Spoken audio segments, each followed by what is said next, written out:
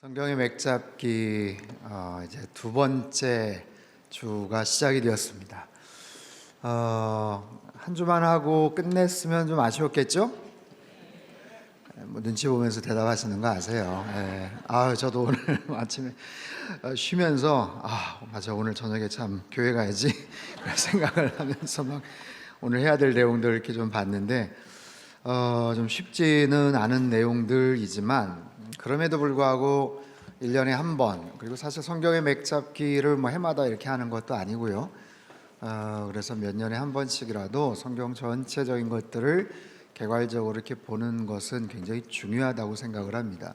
사실 10번이지만 10번 가지고도 뭐 충분하진 않아요. 신구약에 있는 내용들을 어떻게 뭐 10번, 많아야 1시간 반, 그래서 뭐 10시간 좀 넘게 한 10서너 시간 정도로 해서 이게 다 이해되기는 어려운데, 성경에 뼈가 되는 이렇게 굵직한 이제 척추의 부분이 있고 또 군데군데 살이 있는 부분이 있는데, 사실 어떤 영역은 막 섞여져 있기 때문에 이게 막 혼동이 됩니다. 그냥 쭉 새해가 되어서 하루에 몇 장씩 뭐 몇 장씩 아니면 큐티 아니면 뭐 맥체인 성경으로 이렇게 막 쭉 읽어 나가도 사실은 뭐 읽는데 좀 의미를 둘 경우가 좀 많아요.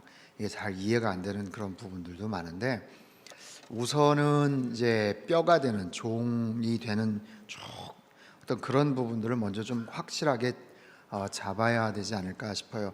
이 틈틈이 나오는 여러 가지 사건들, 그리고 이스라엘 역사에서 이제는 왕정 시대 또 분열 왕국 시대로 펼쳐지면 사실은 북왕국과 남유다만의 이야기가 아니라 각자 나라가 또 이웃 나라와의 관계성 속에서 있었던 또 복잡한 스토리들이 막 나오거든요. 아수르와의 관계, 바벨론과의 관계라든지 또 그 속에서 활동했던 선지자들의 어떤 예언의 메시지라든지, 그렇게 되니까 이게 이렇게 한 라인으로 이렇게 오다가 뭐 2개 정도로 이렇게 펼쳐지면 괜찮은데 나중에는 막 동시다발적으로 이렇게 흩어져서 이제 그런 여러 보조 자료들이나 이렇게 보면은 또 거기에서 또 뭐 이사야로 넘어가기도 하고 거기서 또 아모스로 넘어가기도 하고 막 왔다 갔다 하긴 하는데 사실은 또 이게 복잡하죠. 그러다가 막 길을 잃을 경우들도 되게 많은데, 아무튼 좀 이렇게 뼈가 되는 부분들을 좀 정확하게 좀 이렇게 잡고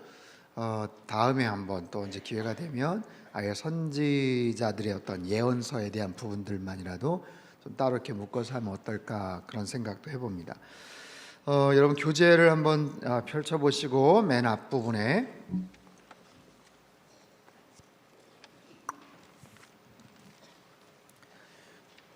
어떻게 좀 주중에 이거 좀 연습 좀 해오셨나 모르겠네요. 네, 사실 종이 한 장씩 다 드리고 이렇게 테스트를 한번 해야 되는데 이렇게 해서 이렇게 일단 그리자고요. 뭐 밑에 부분은 자 가운데를 일단 끊고 3개, 그리고 여기도 3개. 그렇죠. 끊고 이 밑에까지도 있는데, 오늘은 자 일단 창세기, 여기 창조 시대, 그렇죠? 4개 얘기해 보세요. 창조, 타락, 노아홍수, 바벨탑, 그리고 족장시대, 아브라함, 이삭, 야곱, 요셉. 이게 창세기의 내용입니다. 몇 장까지요? 50장까지. 여기는 몇 장? 12장에서 끝나죠. 1장에서 11장, 12장에서 50장. 여기에 400년 기간이 흐르고 나서 이제 모세가 이제 나타나서 광야 시대가 펼쳐지죠. 광야 시대 40년, 그렇죠? 4권의 책, 출애굽기, 레위기, 민수기, 신명기. 여기에서도 보면 살이 되는 부분이 이제 레위기하고 신명기의 부분이에요. 출애굽기에서도 20장에 십계명 얘기가 나오고 또 성막 얘기가 나오고 40장까지 후반부에 든 또 살에 대한 그런 내용들이 나오고 앞부분은 구원, 두 번째는 율법, 세 번째는 또 성막에 대한 이야기, 레위기 나오고 민수기도 두 번의 인구조사가 있었기 때문에 인구조사 두 번, 1장하고 26장인데 이제 그걸 중심으로 해가지고 이렇게 맞춰보면 되고, 신명기는 34장 전체가 다 사실 살이되는 부분이라고 말할 수가 있어요. 세 번에 걸친 모세의 설교의 내용입니다. 그렇게 해서 펼쳐지고, 여기에 이제 가나안 정복 시대가 펼쳐지죠. 여기에 여호수아서와 사사기서 그리고 룻기서가 펼쳐집니다. 왕정시대가 시작이 되죠. 왕정시대의 첫 번째 왕이었던 사울, 그리고 다윗, 솔로몬.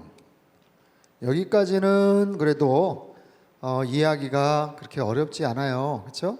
여기까지는 사울의 이야기, 다윗의 이야기, 솔로몬에 대한 이야기도 우리가 같이 살펴봤고, 대략 한 930년 정도쯤에 나라가 망하지 않았을까 싶고요. 이제 북이스라엘과 남유다로 나눠지는데, 북이스라엘과 남유다, 북이스라엘의 여로보암, 그렇죠? 여로보암 왕이 있었고, 몇 년에 망하죠? 700 기원전입니다. 720년에 어디에 의해서? 아수르 제국에 의해서 패망. 남유다는 몇 년이요? 586년. 어떤 데는 587년이라고 하는데 587년, 586년 다 맞습니다. 왜냐하면 바벨론에 의해서 망하게 되지만, 바벨론이 한 번에 들어와서 그냥 한 번에 망하는 게 아니고 1차, 2차, 3차에 걸쳐서 침공을 해오는데, 마지막 세 번째 침공도 오자마자 그냥 한 번에 무너지는 게 아니에요. 587년 1월쯤에 아예 들어와서 거기에서 토성을 쌓고 거의 1년 반 정도 시간을 끌다가 남유다도 거기서 결사항전을 하다가, 그렇게 해서 586년 6월 아니면 7월 이때쯤에 망하게 되니까, 어디에는 587년이다 586년이다 그러는데 다 사실은 맞는 이야기입니다. 자, 요 뒷부분은 오늘 어떻게 다룰 수 있을지 모르겠는데, 바벨론의 포로 시대 있잖아요. 포로 시대, 그리고 포로 귀환 시대. 그래서 여러분 그 교재를 한번 보시면, 여로보암 시대에 모두 19명의 왕이 있었는데 하나같이 다 악한 왕이었고요. 남유다에는 20명의 왕이 있었는데 한 6, 7명, 8명 정도는 선한 왕이었어요. 여러 선지자들이 쭉 소개가 되죠. 여러 선지자들이 소개되는데, 이제 선지자까지 나중에 여기 이렇게 끼워 맞추는 게 가능할 것 같기도 하고, 아무튼 북이스라엘 쪽에서 대표적으로 활동을 했던 선자가 엘리야나 엘리사 같은 선지자들이 있었습니다. 대략적인 시대가 어떤 시대였구나라는 것을 좀 알아도 좋죠. 사실 포로 시대 70년간 끌려가잖아요. 70년간 끌려가는 동안에 70년 동안 활동을 했었던 사람이 있었어요. 70년 동안, 그 기간 동안에 있었던 선지자가 에스겔이 끌려간 바벨론에 가서 활동을 합니다. 끌려간 바벨론에 가서 활동을 해요. 그리고 1차적으로 끌려갔었던 사람들, 왕족 중에 다니엘. 그러니까 다니엘이나 에스겔은 요 시대에 있었던, 예레미야나 이사야가 언제쯤 활동했었는지 혹시 아시겠어요? 이제 쭉 살펴보면 되는데, 이사야 같은 경우, 이사야가 아니라 그렇죠. 이사야 선지자 같은 경우는 히스기야 왕 때 13대 왕인가요? 히스기야 왕 때 활동을 했고, 예레미야는 더 아래쪽 예레미야 애가 들어보셨죠? 예레미야 애가라는 것은 바벨론이 망하고 나서 망하는 상황 속에 정말 황폐해지고 살육당하고 고통당하는 그 장면을 보면서 너무너무 안타까운 마음에서 시를 썼던 선지자, 그렇기 때문에 망하는 그 즈음에 활동을 했었던 선지자가 예레미야 선지자입니다. 이사야, 예레미야 거의 남유다 후반부에 활동을 했었던 선지자예요. 그리고 남유다 쪽에서 활동했던 선지자들은 대부분 아무튼 중후반 쪽에 위치해 있는 그런 선지자이고, 포로 귀환 시대에 있었던 중요한 이제 사건과 인물들이 누구냐면 에스라, 느헤미야, 에스더입니다. 에스라, 느헤미야, 에스더, 여기 책에 다 나와요. 에스라, 느헤미야, 에스더. 그래서 성전을 건축하러 첫 번째 포로 귀환했을 때 스룹바벨과 에스라, 그래서 첫 번째 성전 건축 그리고 종교적인 율법으로 말미암아 그들의 영적인 부분들을 개혁하는 이야기가 에스라서에 나오죠. 세 번에 걸쳐서, 또 나중에 자세하게 설명할 텐데, 남유다 같은 경우는 이거 다 지우고 사실은 해야 돼. 남유다 같은 경우는 1차, 2차, 3차에 걸쳐서 바벨론으로 끌려갑니다. 1차, 2차, 3차. 그래서 3차 세 번째 때 성전까지 와르르 무너지고 완전히 망하죠.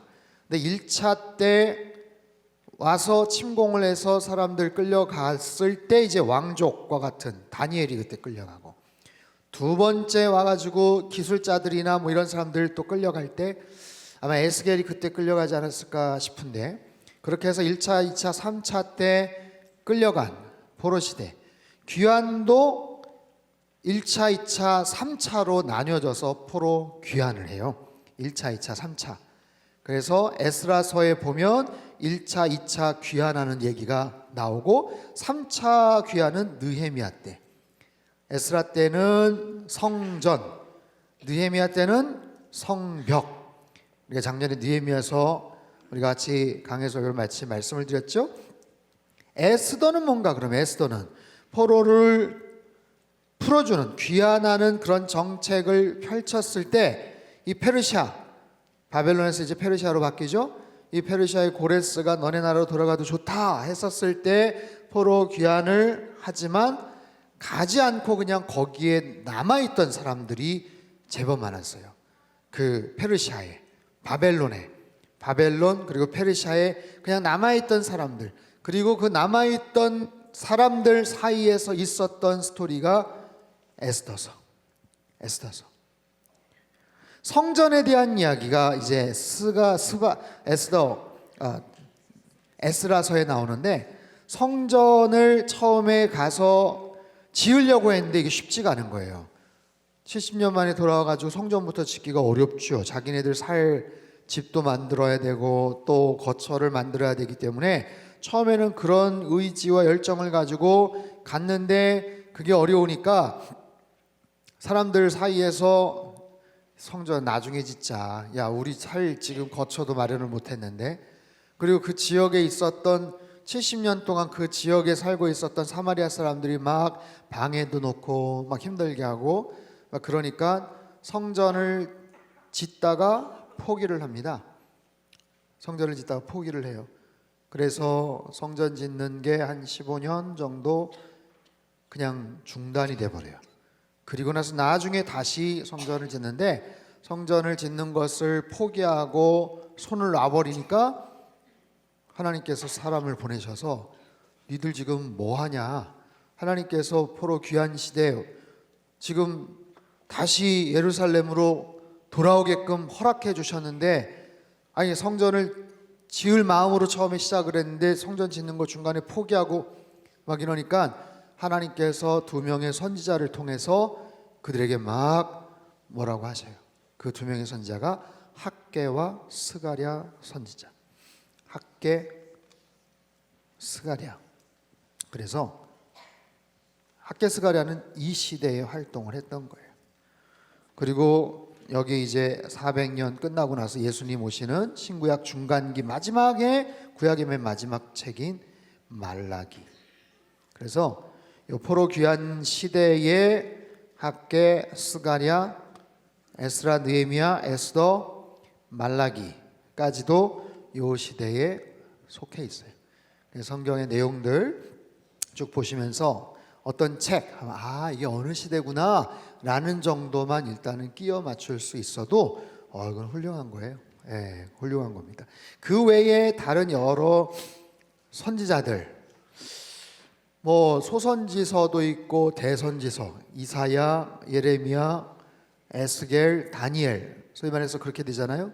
지면이 굉장히 많이 쓰여져 있는 그런, 뭐 이사야도 아까 얘기했고 예레미야도 나왔고 에스겔도 나왔고 다니엘도 나왔잖아요. 그 외 나머지 이제 소선지서 아주 짧은, 어떤 경우는 오바댜나 뭐 이런 데는 한 장밖에 안 되는 거잖아요. 그런 거는 이제 다 나중에 틈틈이 이렇게 끼워서 맞추면 될 것 같아요. 그래서 이런 그림들을 이제 굵직한 하나의 줄기를 잡으면서 하나씩 하나씩 이제 껴 맞추는 그런 작업들을 하겠습니다.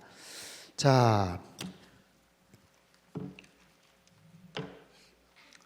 열왕기상 교재를 한번 펼쳐보시고 열왕기상 24쪽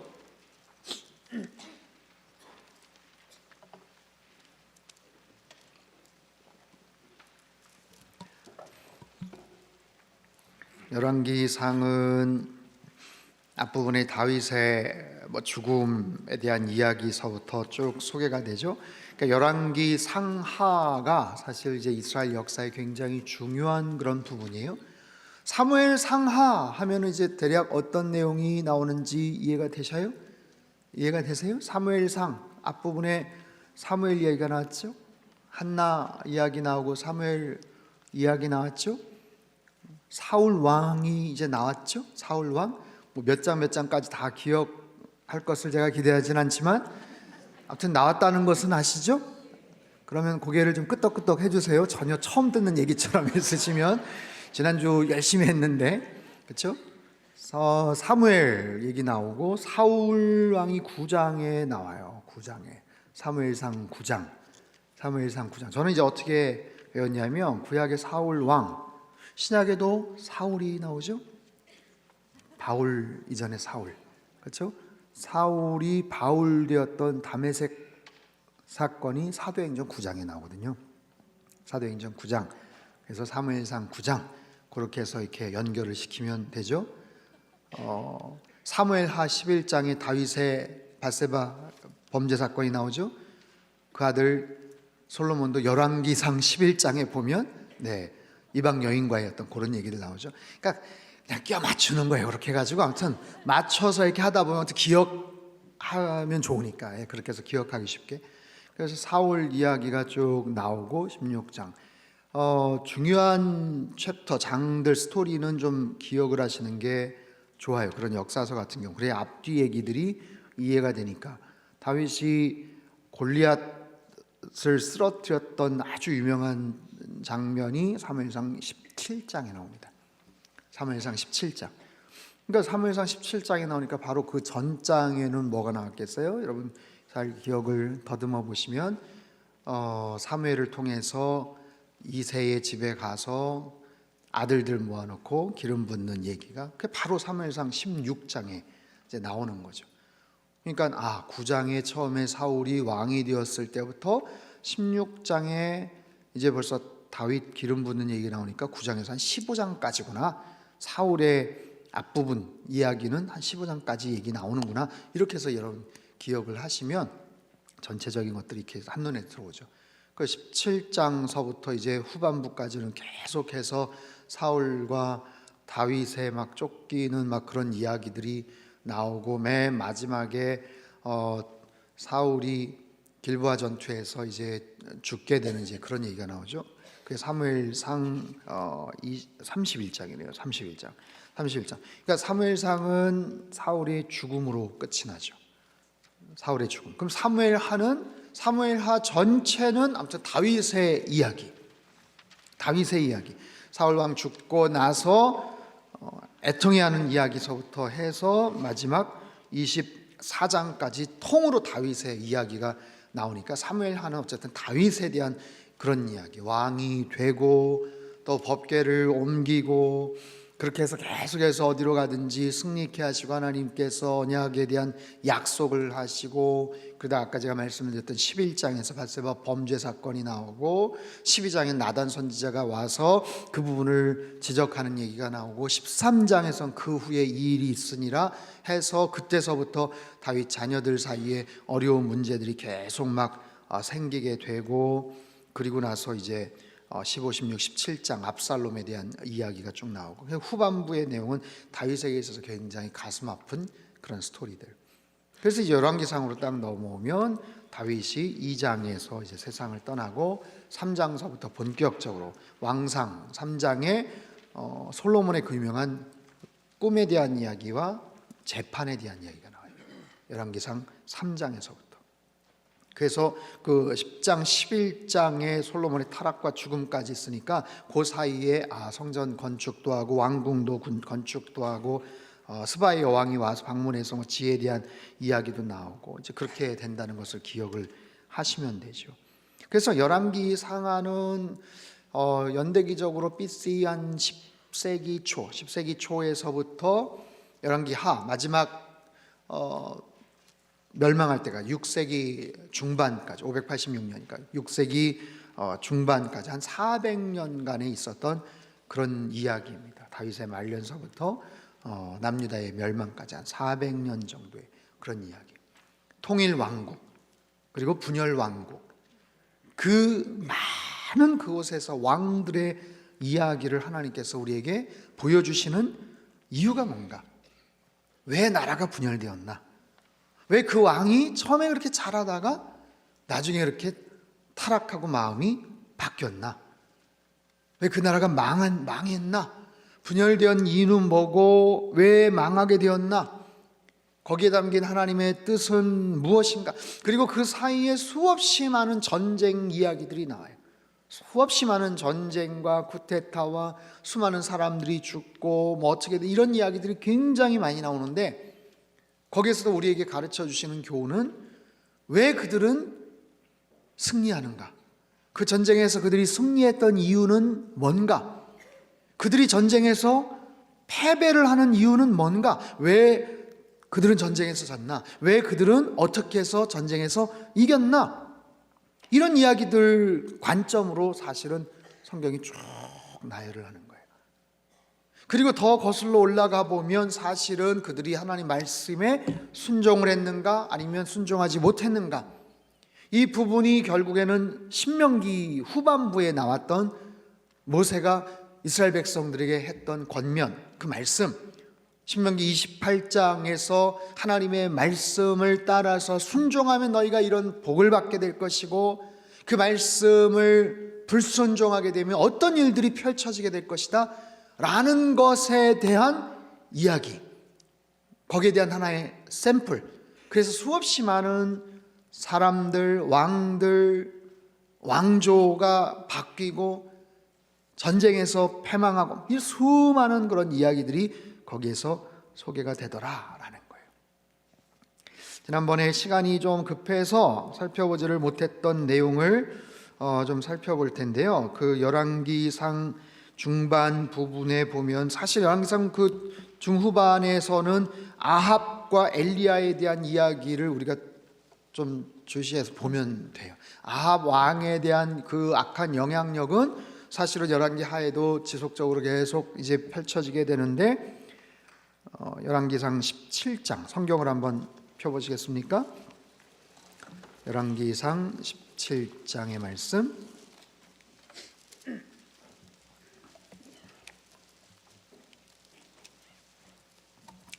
17장 바로 전에 16장에 보면 16장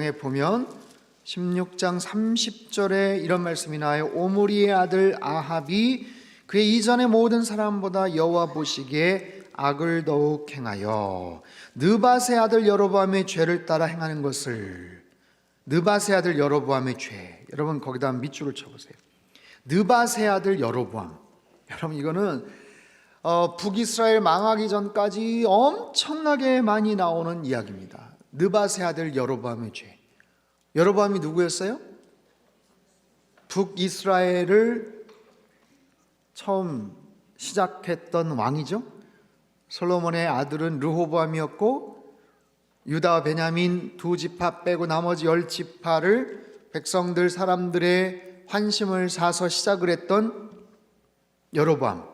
그럼 그 여로보암이 도대체 무슨 죄를 졌길래 계속해서 그런 이야기들이 나오는가? 요 16장 17장을 덮지 마시고 12장을 한번 슬쩍 가보세요. 12장 25절, 이거는 좀 같이 봐야 돼요. 25절부터 33절까지 펴보세요. 25절부터 33절까지 한 절씩 교독하겠습니다. 제가 먼저 25절 읽게요. 여로보암이 에브라임 산지에 세겜을 건축하고 거기서 살며 또 거기서 나가서 분우엘을 건축하고,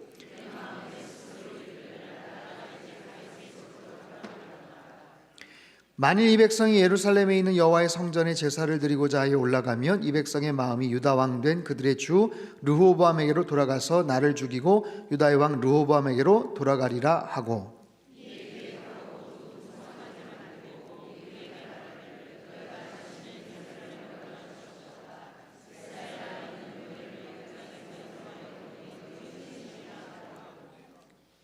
여러분 기억하세요? 이 부분 읽었던 거를?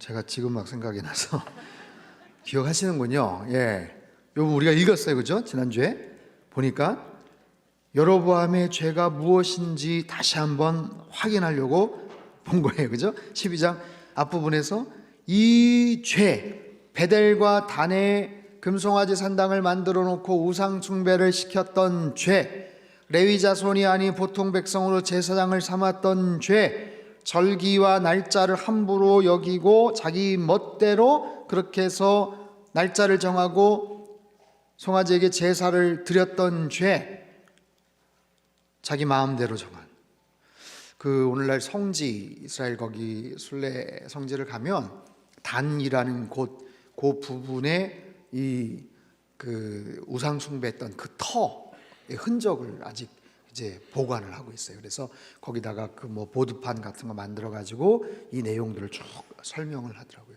그 지역 자체가 헐몬산하고 그렇게 멀지 않아서 굉장히 살기가 좋은 그런 곳입니다. 시원하고 나무도 많고 울창하고 그리고 물도 많고, 그래서 하나님 없이도 살 수 있을 것 같다라고 생각이 들 만한 바로 그런 곳.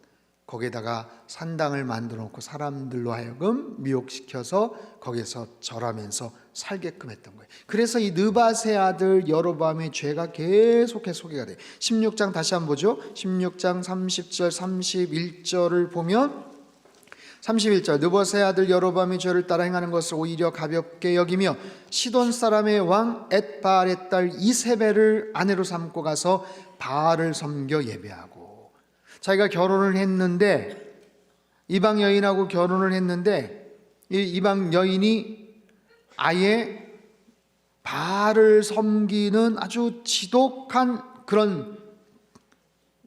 그런 곳의 딸, 그래서 아예 본격적으로 바알 신을 섬기는. 그래서 나중에 보면 갈멜살 전투에서도 바알 신을 섬기는 선지자들이 450명, 그 짝인 아세라 400명, 그렇게 해가지고 그렇게 만들어가지고 자기네들이 우상 숭배를 하게끔 하는 굉장히 센 캐릭터고 그런 존재, 악한 존재. 그래서 하나님께서는 거기에 맞서서 싸울 수 있을 만한 능력의 선지자를 준비시켰는데 그게 누구예요? 엘리야. 17장 보세요. 길르앗에 우관한 자 중에 디셉 사람 엘리야가 아합에게 말하되 내가 섬기는 이스라엘의 하나님 여호와께 살아계심을 두고 맹세하노니 내 말이 없으면 수년 동안 비도 이슬도 있지 아니하리라. 여기서 내 말이라는 것은 사실 하나님의 말씀이죠. 여러분, 하나님의 말씀에 대한 능력, 그리고 그 신뢰, 약속. 2절, 여호와의 말씀이 엘리야에게 임하여 이르시되 너는 여기서 떠나서 그릿 시냇가에 가서 숨어라. 시냇물을 마시고 까마귀들에게 명하여 거기서 너를 먹이게 하리라. 5절, 그가 여호와의 말씀과 같이 하여. 17장은 철저하게 하나님 말씀에 따라서 순종하는 엘리야의 모습입니다. 엘리야가 어떻게 시작이 됐고 어떻게 이 장소에 딱 하니 나타나는지는 몰라요. 엘리야의 소명받기 이전에 대한 스토리는 성경이 소개하지 않으니까. 그럼에도 불구하고 엘리야가 어떤 사람으로 하나님 앞에 먼저 헌신을 했는지, 그리고 그 엘리야의 역량이 어떤 모습으로 나중에 점차적으로 그 믿음과 그 능력이 확산되는지 우리에게 가르쳐 주시는 게 17장, 18장 그 이후의 내용들이라는 거예요. 4절, 5절, 그가 여호와의 말씀과 같이 하여 곧 가서 요단 앞 그릿 시냇가에 머물매 까마귀들이 아침에도 떡과 고기를, 저녁에도 떡과 고기를 가져왔고 그가 시냇물을 마셨으나. 사실 이 말씀이 엘리야에게 전달이 되었을 때 과연 가능한가?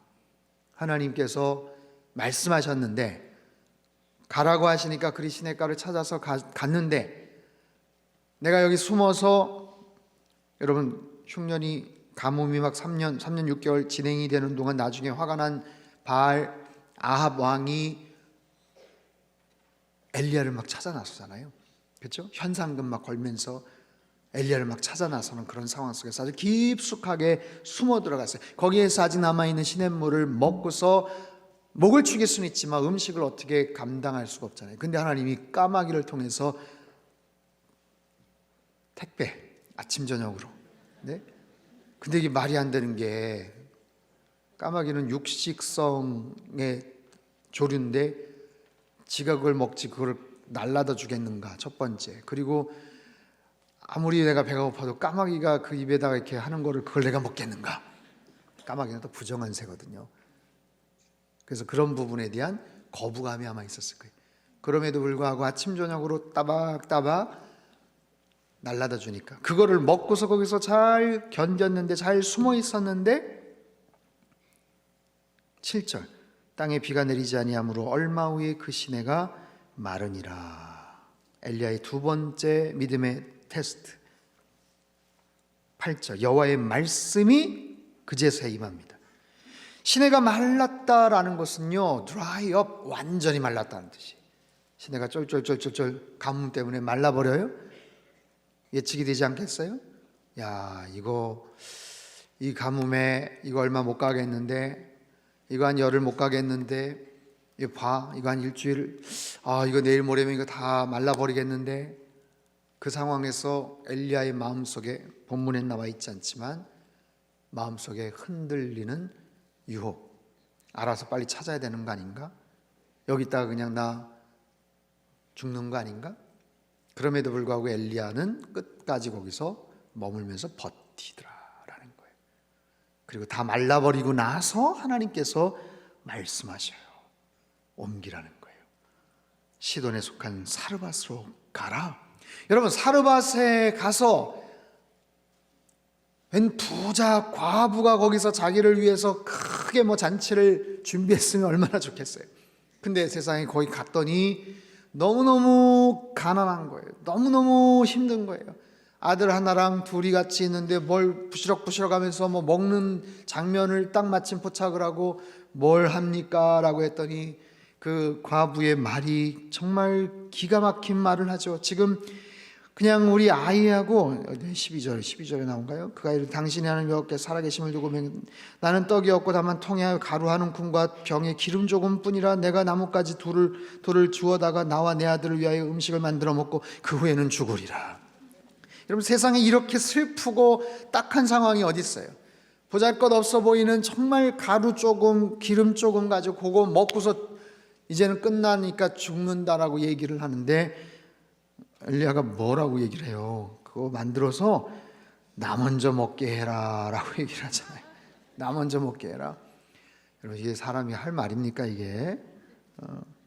근데 여기에 또 하나님의 테스트예요. 하나님 말씀에 순종하는 테스트예요. 여러분 보세요. 엘리야에게 하나님께서 그렇게 시나리오를 주셔가지고 순종을 하지만 엘리야가 그 말씀대로 순종을 하기가 참 어려웠겠죠. 아무리 그래도 그렇지. 이거 먹고선 죽는다고 하는데 그건 나 먼저 먹게 해달라고 얘기를 하면 그게 얼마나 힘들겠어요. 그럼에도 불구하고 엘리야는 믿음이 좋은 건지 뻔뻔한 건지 아니면 너무 배가 고팠던 건지 그 얘기를 합니다. 여러분, 그것이 엘리야에게만 믿음의 테스트였을까? 사르밧 과부는 그 사실을 알았을까요? 몰랐을까요? 사르밧 과부는 엘리야가 그렇게 얘기를 했을 때 그거를 먼저 구워 줘야 되겠다라는 것을 그 사람은 알았을까요? 몰랐을까요? 몰랐죠. 모르는데 웬 이상한 남자가 와가지고 정말 해괴망측한 얘기를 하는 거죠. 여러분 보세요. 9절을 보면 너는 일어나 시돈에 속한 사르밧으로 가서 거기 머물라. 내가 그곳 과부에게 명령하여 네게 음식을 주게 하였느니라. 과부가 알았어요? 몰랐어요? 알았어요. 정말 보잘것없어 보이는 음식 하나 가지고 지금 서로 실갱이라는 것 같지만 여기에는 엄청난 사실은 믿음의 테스트가 있는 거예요. 엘리야에게 있어서도 그 말을 해야 되나 말아야 되나, 사르밧 과부에게 있어서도 정말 이 마지막 음식을 먼저 해줘야 되나 말아야 되나, 여기에는 놀라운 하나님에 대한 신뢰와 믿음의 테스트가 있었던 거예요. 근데 실제로 그 여인이 그 말의 요청대로 음식을 줍니다. 그리고 나서 어떤 일이 벌어졌어요? 하나님의 말씀 따라서 16절 말씀같이 통의 가루가 떨어지지 아니하고 병의 기름이 없어지지 아니하니라. 여러분, 하나님의 말씀은 살아 역사하는 생명의 말씀인 줄로 믿습니다. 말씀이 임하는 곳에는 하나님의 계획이 있고요, 하나님의 생명의 놀라운 역사가 있어요. 말씀 따라 움직이면 죽지 않아요. 말씀 따라 움직이면 거기에서 어려움이 생기지 않아요. 어려움이 생길 것 같죠. 그러나 하나님께서 말씀하시면 그 말씀대로 움직여지는 거예요. 하나님이 말씀하시기 전에 움직이지 말아야 되는 거예요. 아브라함은 가나안 땅에 갔지만 흉년이 있다고 움직이면 안 되는 거예요. 말씀을 따라서 갔던 사람이 하나님 말씀하시기 전에 자기 멋대로 애굽으로 양식 찾으러 갔던, 거기에서 문제가 생겼던 거예요. 거기 있는다고 굶어 죽지 않나요? 하나님께서 분명히 다른 모습으로 역사하실 줄로 믿습니다. 그 다음 단계에 또 다른 테스트가 있어요. 어떤 일이 벌어졌죠? 하나밖에 없는 아들이 갑자기 숨이 끊어집니다. 갑자기 숨이 끊어지는 그 상황 속에서 이 여인이 엘리야에게 타박을 하는 얘기가 나와요. 18절 말씀 같이 한번 읽어볼까요? 시작. 여인이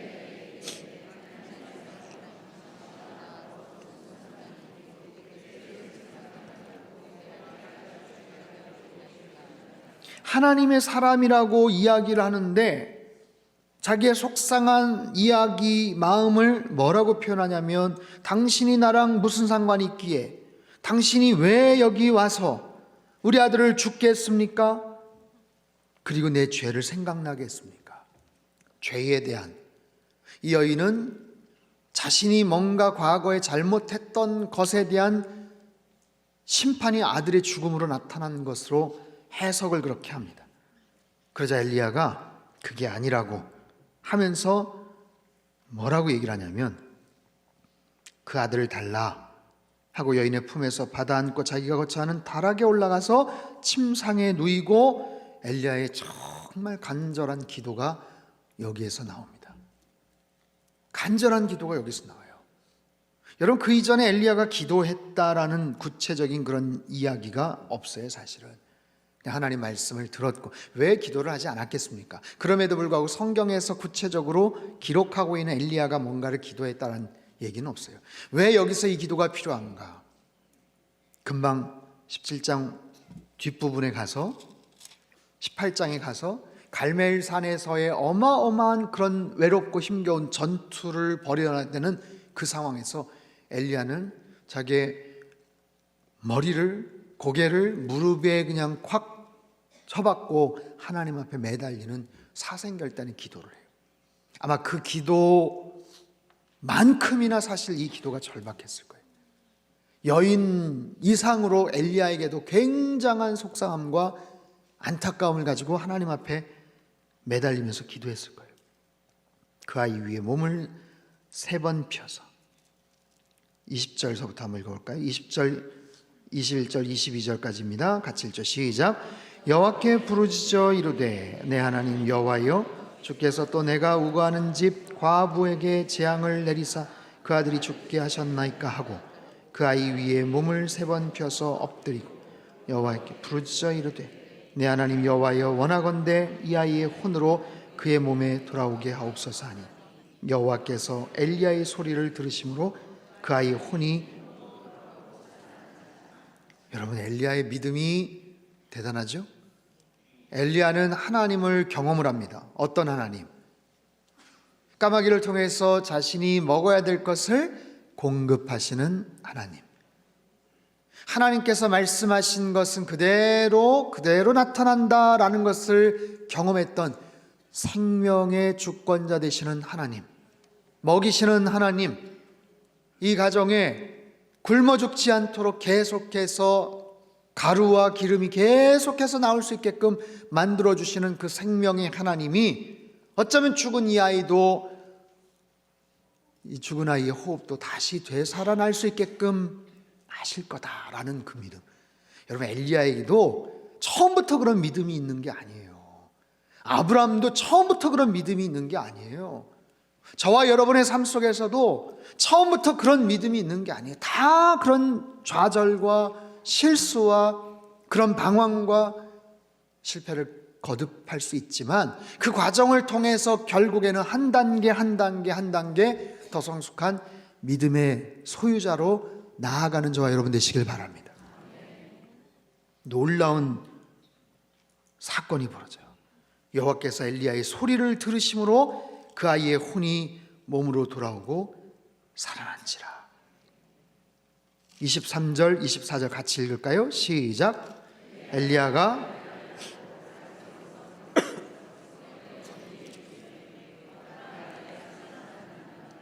여인이 엘리야에게 이르되 내가 이제야 당신은 하나님의 사람이시오 당신의 입에 있는 여호와의 말씀이 진실한 줄 아노라 하시니라. 아멘. 하나님의 말씀에 대한 능력을 엘리야뿐만 아니라 이 여인도 신뢰를 합니다.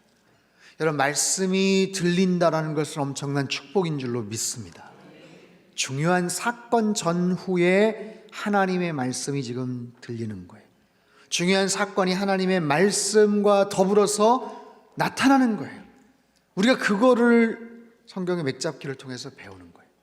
하나님의 말씀은 지금도 살아 역사하시는 능력의 말씀. 근데 그 말씀을 신뢰하지 못하고 거역하고 듣지 않기로 작정한 사람들에게는 어떤 일들이 벌어지는가? 힘들고 어려워 보이는 상황 속에서 그 하나님의 말씀을 신뢰하는 사람들에게는 하나님께서 어떻게 섬세하게 역사하시는가라는 것을 알 수가 있죠. 18장의 내용은 우리가 이렇게 잘 알고 있는 내용. 아합에게 찾아가서 전투를 신청을 하죠. 그래서 너희가 믿고 너희가 따르고 그리고 같이 있는 모든 선지자들, 그런 사람들을 다 불러 모아라. 대결을 하자. 누가 참된 신인가? 누구 때문에 이 일들이 생겼는가?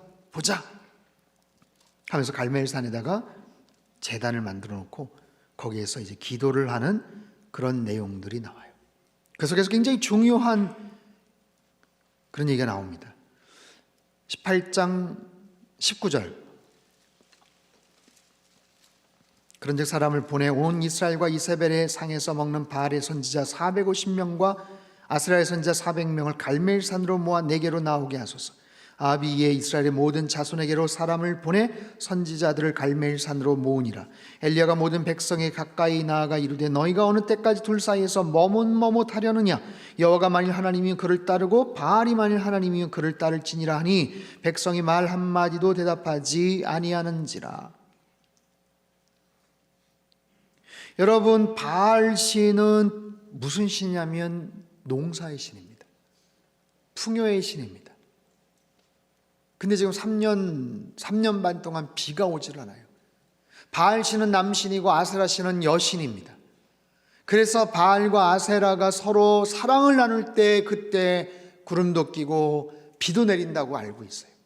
그렇게 해서 거기서 농사를 짓고 그렇게 살았는데 지금 3년이 넘게 비가 오질 않는 거예요. 자기네들이 만들어 온 산당 안에서 자기들끼리 제사를 드리고 나면 성전 창기들이 있어요. 그래서 그 성전 창기들이 있는 셀마다 들어가서 온갖 음란한 짓들을 하면서 자기네들이 드리는 그 제사가 끝이 나는 거예요. 카다삼이라는 성전 창기들. 그래서 그 음란한 짓을 할 수 있는 더 자극적으로 만들 때 하늘에 있는 자기네들 남신, 여신, 바알신과 아세라신이 그 모습을 보고 자기네들도 사랑을 나누고 그때 그렇게 해서 비가 내린다고 생각을 했는데, 풍요의 신이고 비의 신이고 농사의 신이라고 했는데 지금 뭘 하는지 도대체 그들의 신이 부부싸움을 한번 뭐 해가지고 지금 3년간 동안 서로 사랑을 나누지를 않고 뭐 그러는 건지. 그러니까 막 나중에 엘리야가 막 놀리죠. 너희들 그런 식으로 제사 드려가지고 되겠냐? 더 크게 한번 불러봐라. 너네 그 신이 지금 어디 마을에 어디 뭐 마시를 나갔는지 아니면 소풍을 나갔는지 잠을 자고 있는지 더 크게 부르죠 봐라. 막 그런 얘기들을 하잖아요. 그런 상황 속에서 이스라엘 백성들은 하나님에 대한 인식이 있지만 하나님은 눈에 보여요 안 보여요? 보이지 않아요. 바알신은 보여요 안 보여요? 자기네들이 형체를 만들어 놓은 그런 우상들이 있어요. 눈에 보이지만 왠지 신뢰가 가지 않는 바알과 아세라신. 눈에 보이진 않지만 그럼에도 불구하고 오래전서부터 들어왔던 하나님에 대한 그 상황 속에서 갈팡질팡 머뭇머뭇거리는 그들을 향해서 엘리야가 말하는 거예요. 어느 때까지 너희가 양 다리를 걸치면서 머뭇머뭇 할 거냐라는 거죠. 그래서 바알신, 아세라신을 섬기는 그들이 먼저 제사를 드렸지만 아무런 일도 일어나지 않았죠. 엘리야 차례가 됩니다. 30절. 엘리야가 모든 백성을 향하여 이르되 내게로 가까이 오라. 백성이 다 그에게 가까이 가매 그가 무너진 여호와의 제단을 수축하되. 32절. 그가 여호와의 이름을 의지하여 돌로 제단을 쌓고 제단을 돌아가며 곡식 종자 두세 알을 도랑을 만들고. 33절. 나무를 버리고 송아지에 각을 떠서 나무 위에 놓고 이르되 통넷에 물을 채워다가 번제물 두가 나무 위에 부으라. 거기다가 물을 흥건히 부어놓고 35절. 물이 제단으로 들어오르고 도랑에는 물이 가득 찼더라. 그래 놓고 어떻게 하늘에서 불이 떨어질 것을 기대할 수가 있단 말입니까? 그럼에도 불구하고 엘리야가 하나님 앞에 간절하게 기도합니다. 36절부터 38절까지 같이 읽죠. 시작. 저녁 소재에 드릴 때에 이르러 선지자 엘리야가 나아가서 말하되 이삭과 이스라엘의 하나님 여호와여, 주께서 이스라엘 중에서 하나님이신 것과 내가 주의 종인 것과 내가 주의 말씀대로 이 모든 일을 행하는 것을 오늘 알게 하옵소서. 여호와여, 내게 응답하옵소서. 내게 응답하옵소서. 이 백성에게 주 여호와는 하나님이신 것과 주는 그들의 마음을 되돌키심을 알게 하옵소서 하매 이에 여호와의 불이 내려서 번제물과 나무와 돌과 흙을 태우고 또 도랑에 물을 핥은지라. 백성들이 깜짝 놀라서 말합니다. 여호와 그가 하나님이시다. 여호와 그가 하나님이시다. 그러자 엘리야가 그들에게 명하는 거예요. 바알의 선지자를 도망가지 못하게 하라 하니까 그들이 막 바알 선지자들을 때려잡아서 기손시내로 끌고 가서 거기서 죽였다. 엄청난 승리를 거두게 됩니다. 여러분, 구약에서 죽음을 경험하지 않고 그대로 승천했던 두 사람이 있어요. 누구와 누구예요? 엘리야와 에녹. 에녹에 대한 이야기는 그렇게 많이 소개가 되질 않지만 엘리야에 대한 이야기는 굉장히 많이 소개가 됩니다. 그래서 엘리야가 그 변화산 사건에서도 엘리야가 율법 아니죠, 선지자의 대표로서도 나오죠. 그 엘리야에 대한 여기서 굉장히 상징적인 그런 인물이에요. 대표적인 그 사건만 우리가 살펴봤어요. 19장에 보면 굉장히 낙심해서 또 좌절 속에 있는 엘리야의 모습이 또 잠깐 나오지만 그 부분은 뭐 생략하고 나중에 너무너무 외롭고 자기가 혼자서 어떻게 싸울까 걱정을 하는데 하나님께서 바알에게 무릎 꿇지 않은 7,000명을 남겨두었다 라고도 말씀하고 가서 엘리사에게 너가 이제 기름 붓고 그렇게 해라, 제자로 삼아라, 이제 그런 얘기들이 나오게 됩니다. 자, 이제 쭉 다시 한번 성경을 열왕기 하로 넘어가겠습니다. 열왕기 하로 넘어가서 여러분 교재를 한번 보시면 교재 앞부분에 엘리야 승천하는 얘기가 나오고 엘리사 이야기가 쭉 소개가 되죠. 엘리사 이야기가 쭉 소개가 되고 열왕기하 어디를 보셔야 되냐면 9장, 열왕기하 9장을 한번 보세요. 열왕기하 9장을 보면 성경을 한번 보세요. 여러분 그 형광펜이나 뭐 펜 있으면 이제 계속해서 체크를 하면서 좀 볼 겁니다. 열왕기하 9장 선지자 엘리야가 엘리야가 아니라 엘리사예요. 선지자의 제자 중 하나를 불러 이르되 너는 허리를 동이고 기름병을 손에 가지고 길르앗 라못으로 가라. 거기에서 여호사밧의 아들 예후를 찾아 들어가서 예후 기름병을 가지고 그의 머리에 부으며 여호와의 말씀이 내가 내게 기름을 부어 이스라엘 왕으로 삼노라 하셨느니라. 한 엘리사의 선지생들에게 이런 명령을 합니다. 그러자 그 청년이 그 선지생도가 4절 길르앗 라못으로 가요. 5절 그가 이르되 군대 장관들이 앉아있는지라 소년이 이르되 장관이여 내가 당신에게 할 말이 있습니다. 예후가 이르되 누구에게 말하냐? 당신입니다. 6절 예후가 일어나 집으로 들어가니 청년이 그의 머리에 기름을 부으며 이르되 여호와의 말씀이 내게 기름을 부어 여호와의 백성 곧 이스라엘의 왕으로 삼노니 너는 내 주 아합의 집을 치라. 내가 나의 종 곧 선지자들의 피와 여호와의 종들의 피를 이세벨에게 갚아주리라 하면서 기름을 붓는 사건이 나와요. 마치 사무엘이 이새의 집에 가서 예배를 같이 드리고 다윗에게 기름을 붓는 것처럼 이건 특별한 어떤 사인이죠. 11절 예후가 나와서 그의 주인의 신복들에게 이르되 한 사람이 아니 그 미친 사람이 뭐 때문에 당신에게 왔습니까? 그렇게 생각을 해요. 영문도 모르고 누가 와서 가지고 만나자고 하니까 그래서 그 사람과 그가 말한 것을 알리라 하더라. 무리가 이르되 당치 아니한 말에 청하건대 그대는 우리에게 이르라. 뭐라고 얘기하냐면 그 처음 보는 친구인데 그 친구가 와서 나한테 뭐라고 하더니 여호와의 말씀이 내가 너에게 기름을 부어 이스라엘 왕으로 삼는다고 했다 하니까 이건 신탁이다 하면서 13절에 각각 자기의 옷을 급히 가져다가 선돌 위에 곧 예후의 밑에 깔고 나팔을 불리는데 예후는 왕이라 하면서 하는 거예요. 그래서 예후라는 사람이 하나님의 선지자 엘리사를 통해서 엘리사의 선지 생도를 통해서 기름 부음을 받고 왕으로 이제 나오는 장면이 소개가 됩니다. 자, 9장 16절을 보세요. 9장 16절에 보면 예후가 병거를 타고 이스라엘로 가니 요람 왕이 거기에 누워 있음이라. 유다의 왕 아하시아는 요람을 보러 내려왔더라. 요람 왕이라는 북이스라엘의 왕이 지금 전쟁터에 나와서 부상을 당했어요. 부상을 당하니까 남유다의 아하시아가 요람을 보러 왔다. 이게 뭐냐면 문병을 간 거예요. 남유다의 아하시아가 왜 요람에게 문병을 갔을까요? 둘이 친척 관계. 지난번에 말씀드렸죠. 여호사밧이 굉장히 평화주의자지만 쓸데없이 지나치게 그의 마음을 넓혀서 사람들과 화친을 했었을 때 정말 결정적으로 잘못한 게 뭐냐면 자기 아들을 아합의 딸과 결혼을 시켜요. 그래서 서로 사돈지간이 됩니다. 사돈지간이 되는 거예요. 그래서 여기에 이제 유다의 왕 아하시아가 자기의 어떻게 되는 거예요? 이모부 정도 되나요? 이모부가 다쳤다는 얘기를 듣고 지금 문병하러 온 거예요. 문병하러. 지금 같이 모여 있는 거예요. 남유다 왕과 북이스라엘의 왕이 같이 모여 있는 그런 자리에서 예후가 군사를 끌고 쫓아옵니다. 쫓아와서 22절을 보세요. 쫓아왔어요. 요람이 예후를 보고 이르되 예후야 평안하냐 하니 네 어머니 이스벨의 음행과 술수가 이렇게 많으니 어찌 평안이 있으랴. 이 친구 이상한데 이거 뭔가 술수가 있는데 그러면서 요람 북이스라엘 왕이에요. 부상당했다는 손을 돌이켜 도망하여 아하시아에게 이르되 아하시아여 반역이다 라고 얘기를 하니까 쫓아가면서 예후가 힘을 다해 활을 당겨 요람의 두 팔 사이를 쏘니 화살이 그의 염통을 꿰뚫고 나오매 병거 가운데 엎드러진지라.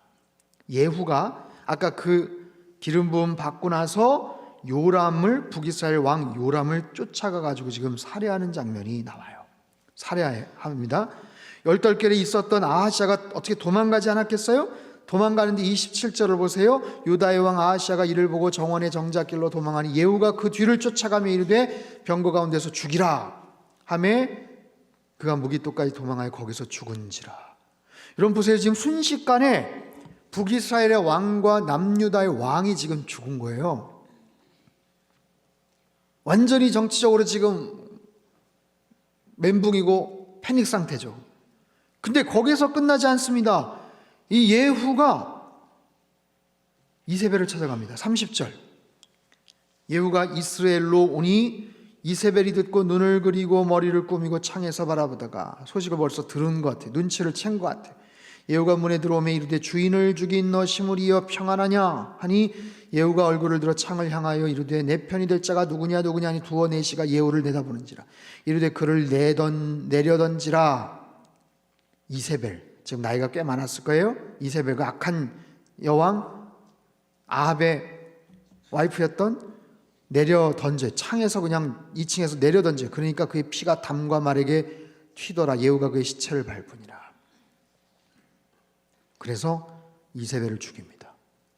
여기서 끝나지 않습니다. 지금 보세요. 북이스라엘과 남유다의 지금 왕들이 다 죽었다고 했죠. 10장을 보세요. 아합에게 아들이 70명 있었어요. 세상에 70명이 사마리아에 있는데 아마 왕족, 자기네들만이 다니는 무슨 로열 아카데미 같은 게 있었겠죠. 거기에서 기숙학원에서 자기들끼리 왕자들이 거기서 지내고 있었어요. 공부를 배우면서 스승한테 공부를 배우고 있었어요. 근데 예후가 거기다가 학교장 되는 사람한테 슬쩍 편지를 하나 띡 띄웁니다. 뭐라고 띄우는가? 이스라엘 귀족들과 장로들과 아합의 여러 아들을 교육하는 자들에게 전하니 일렀으되 너희 주의 아들들이 너희와 함께 있고 병과 말과 견고한 성과 무기가 너희에게 있으니 편지가 너희에게 이르거든. 70명 중에 좀 쓸만하고 똑똑하고 용기 있는 놈 한 명을 뽑아가지고 나랑 한번 싸우게 해라. 아주 도발적인 편지를 쓰는 거예요. 도발적인. 왕자들이 70명이 있고 거기에 뭐 학교장이랑 뭐 자기네들 이 완전히 그냥 북이스라엘의 왕족에 있는 그런 선생들 뭐 이런 사람들 아니겠어요? 예후가 편지를 하나 떡 쓰는 거예요. 야, 돌아가는 상황들 지금 다 알고 있지? 지금 다 죽고 남유다도 지금 뭐 이렇게 된 거 알고 있지? 누가 나랑 싸울래? 거기서 누구 왕 시킬래? 거기서 제일 쓸만하고 똘똘한 친구 한번 보내. 나랑 한번 싸우게. 그렇게 해서 편지를 딱 보내는 거예요. 그러니까 4절에 그들이 심히 두려워 이르되 두 왕이 그를 당하지 못하거든 우리가 어떻게 당하겠냐. 그렇게 얘기를 합니다. 5절 그 왕궁을 책임지는 자와 그 성읍을 책임지는 자와 장로들과 왕자를 교육하는 자들이 예후에게 말을 전하여 이르되 아이고 우리는 당신의 종입니다 하면서 아부를 떠는 거예요. 거기서 목숨만 살려주십시오 하면서 아부를 떠는 거예요. 당신이 말하는 모든 것. 얼마나 치사한 인간들입니까? 그렇죠? 자기네 목숨을 부지하고 싶어가지고 당신이 말하는 모든 것을 우리가 행하고 어떤 사람이든지 왕으로 세우지 아니하리니 어떻게 하면 좋겠습니까? 라고 얘기를 하니까 예후가 무서운 편지를 또 한 통 보냅니다. 만일 너희가 내 편이 되어 내 말을 너희가 들으려거든 그냥 조용히 머리 70개만 갖다가 나한테 배달시켜. 실제로 그런 거예요. 왕자 70명이 성읍의 귀족들 그들을 양육하는 자들과 함께 있는 중에 편지가 그들에게 이르되 그들이 왕자 70명을 붙잡아 죽이고 그들의 머리를 광주리로 담아서. 끔찍하죠. 권력이라는 건 이런 거예요. 격한 상황이 되면 그래도 스승이라고 하면서 왕자들을 이렇게 가르치고 그랬었는데 자기네들 목숨 부지하려고 불러 모아가지고 70명 왕자들을 다 죽이고 세상에 바구니에다가 정성껏 담아가지고 이렇게 보내는 거예요. 끔찍한 얘기죠. 그 보냈어요. 그래서 예후는 편지 2통을 보내고 그냥 북이스라엘의 아합의 자녀들, 아합의 와이프였던 이세벨 다 그냥 끝장을 냅니다. 거기서 끝나지 않아요? 12절을 보세요. 예후가 일어나 사마리아로 가더니 도중에 목자가 양털 깎는 집에 이르러 예후가 유다의 왕 아하시아의 형제들을 만나. 아까 문병 왔던 아하시아가 괜히 문병 갔다가 죽었잖아요. 난리가 났으니까 아시아 쪽에도 형제들이 있었을 거 아니에요. 야, 지금 난리가 났다더라. 무슨 뭐 반역 영모 때문에 지금 난리가 났다는데 우리 한번 가서 뭐 문병을 할지 어떻게 상황이 어떻게 되는지 한번 좀 조사라도 하든지 가자 하면서 또 그 집 아들들이 쓸데없이 42명이 또 거기 갑니다. 가다가 예후를 만나요. 예후가 13절이에요. 유다의 왕 아하시아 형제들을 만나 묻되 너희는 누구냐? 우리는 아하시아 형제랍니다 하면서 또 이렇게 얘기를 하니까 야, 얘들 없애라 그냥 그러는 거예요. 사로잡으라. 그 사로잡은 목자가 양털 깎는 집 웅덩이 곁에서 죽이니 42명이 하나도 남지 않았더라. 야, 끔찍하죠. 여러분, 예후가 굉장히 하나님의 어떤 뜻을 실행해 나가는 과정에 있기는 하지만 결국에는 19명의 북이스라엘 왕 중에 하나도 선한 왕이 없다라고 했던 이유가 너무 지나치게 학살을 하는 거예요. 자기에게 주어진 능력, 권한을 그냥 뭐 완전히 무슨 망나니처럼 막 하는 거예요. 북이스라엘의 왕 요람, 남유다의 아하시아까지 졸지에 그냥 그렇게 처단을 하고 70명의 왕자들, 42명의 또 다른 그런 왕족들, 거기서 끝나지 않습니다. 18절 말씀. 이거는 굉장히 지혜롭고 잘한 건데 뭐냐면 예후가 뭇 백성을 모으고 그들에게 이르되 아합은 바알을 조금 섬겼으나 예후는 많이 섬기리라. 그러므로 내가 이제 큰 제사를 바알에게 드리고자 하니 바알의 모든 선지자와 모든 섬기는 자와 모든 제사장들을 한 사람도 빠뜨리지 말고 불러 내게로 나오게 하라.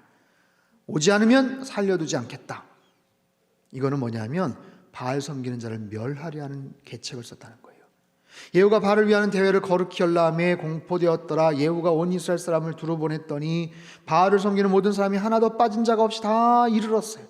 이 사람들은 걱정을 했겠죠. 자기네들을 전적으로 지지해주고 그렇게 해줬던 아합의 일가가 다 죽으니까 이거 새로운 왕이 등장을 했으니까 큰일 났다 했는데 뭐라고 얘기해요? 나는 더 열심히 섬길 거야. 너희들 걱정하지 마.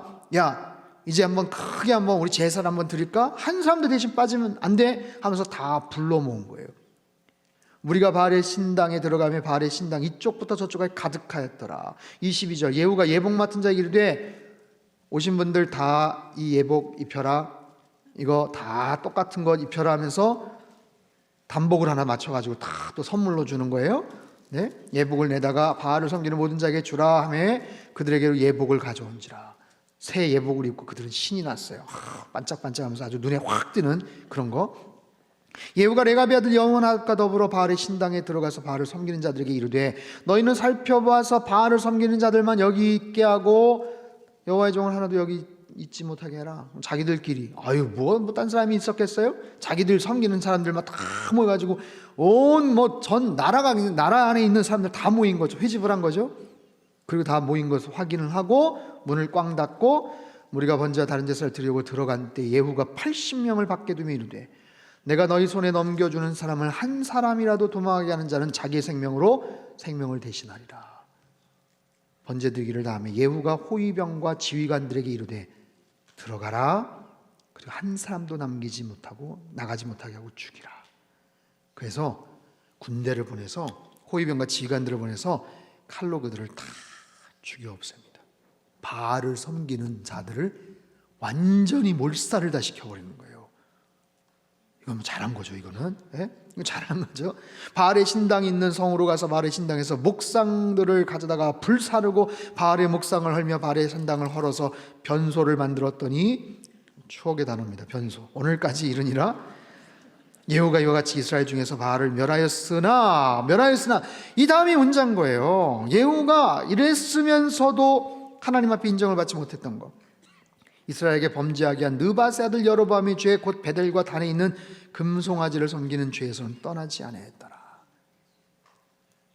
여호와께서 예후에게 이르시되 네가 나보기에 정직한 일을 행하되 잘 행하여 내 마음에 있는 대로 아합 집에 다 행하였은즉 내 자손이 이스라엘 왕위를 이어 4대를 지내리라. 그러나 예후가 전심으로 이스라엘 하나님 여호와 율법을 지켜 행하지 아니하며 여로보암이 이스라엘에게 범하게 한 죄에서 떠나지 않았더라. 예후에게도 어쩌면 굉장히 좋은 기회가 있었고 또 인정을 받고 칭찬받을 수 있는 여지가 있었는데 결국 예후는 하나님을 저버립니다. 그 중심에 하나님이 사실은 계시지 않았어요. 그렇게 해서 죽습니다. 자, 난리가 났죠?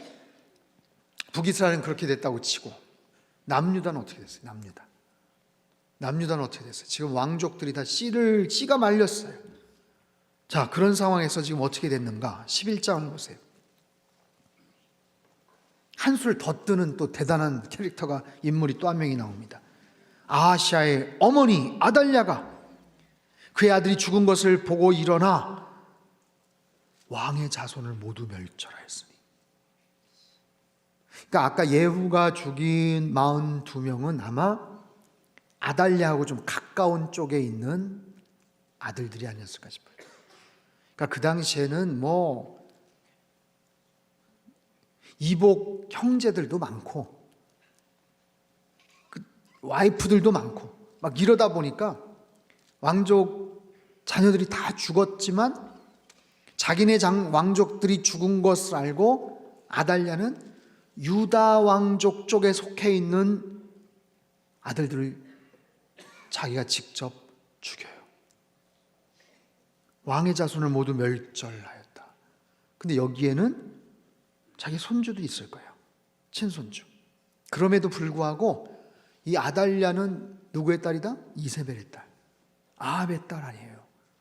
피를 못 속이는 거 얼마나 잔혹한지. 그래서 다 죽여요.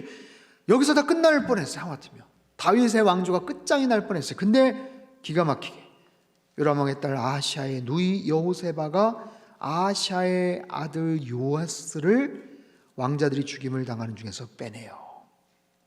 그 유모를 침실에 숨겨 아달랴를 피하여 죽임을 당하지 아니하게 한지라. 요아스가 그와 함께 여호와의 성전에 6년을 숨어있는 동안에 아달랴가 나라를 다스렸더라. 다 죽이고 완전히 실권을 장악하고 이 아달랴라는 광분한 여자가 왕위에 오릅니다. 그래서 7년인가를 다스려요. 그래서 꼼짝없이 이제 북이스라엘의 어떤 그런 모습처럼 돼버릴 뻔했었는데 딱 한 명 남았던 요아스가 7살 되었을 때 제사장인 여호야다가 작전을 짜서 사람들 마음을 모으고 이렇게 내버려두면 안 된다. 그래서 아달랴를 향한 역모를 꾀합니다. 11장 12절. 여호야다가 왕자를 인도하여 내어 왕관을 씌우며 율법책을 주고 기름을 부어 왕으로 삼음에 무리가 박수하여 왕의 만세를 부르니라. 13절부터 16절까지 같이 한번 읽을까요? 시작. 아달랴가